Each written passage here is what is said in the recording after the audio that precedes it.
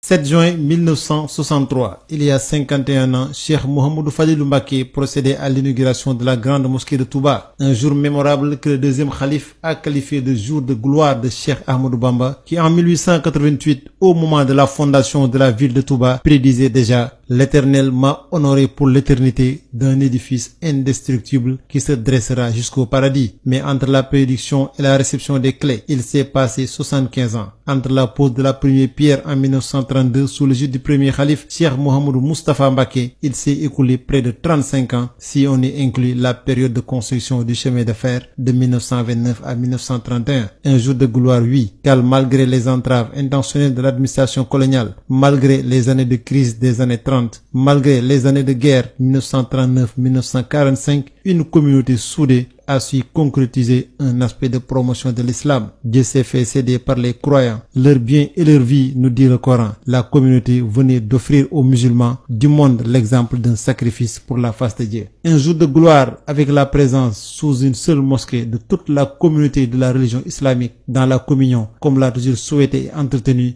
le maître de la voie, Cheikh Ahmadou Bamba. Enfin, la gloire que Cheikhoul Khadim a obtenue en ce jour peut se mesurer à l'appréciation de cette grande mosquée que certains observateurs à l'époque ont désigné comme le plus grand monument de l'Afrique au sud du Sahara. Pour s'en convaincre, voyons quelques chiffres. 1 800 000 heures de travail des ouvriers, 35 années de dur labeur, un minaret de 86 mètres de hauteur, 4 800 tonnes de pierre, de sable et d'acier, 12 000 mètres de tubes, 4 000 fidèles, 75 kWh pour l'alimentation de tous les services, plusieurs kilomètres de câbles et de fils électriques, plus d'une dizaine de tonnes de peinture, un institut spécialisé à l'intérieur, une sonorisation sur plusieurs kilomètres, 500 marches d'escalier pour le plus haut ascenseur du Sénégal à l'époque. C'était il y a 51 ans. Nous sommes en 1963, mais rappelons que la mosquée a subi plusieurs extensions et embellissements, dont la plus récente est l'œuvre de l'actuel khalife, Cheikh Sidi Mokhtar Mbacké.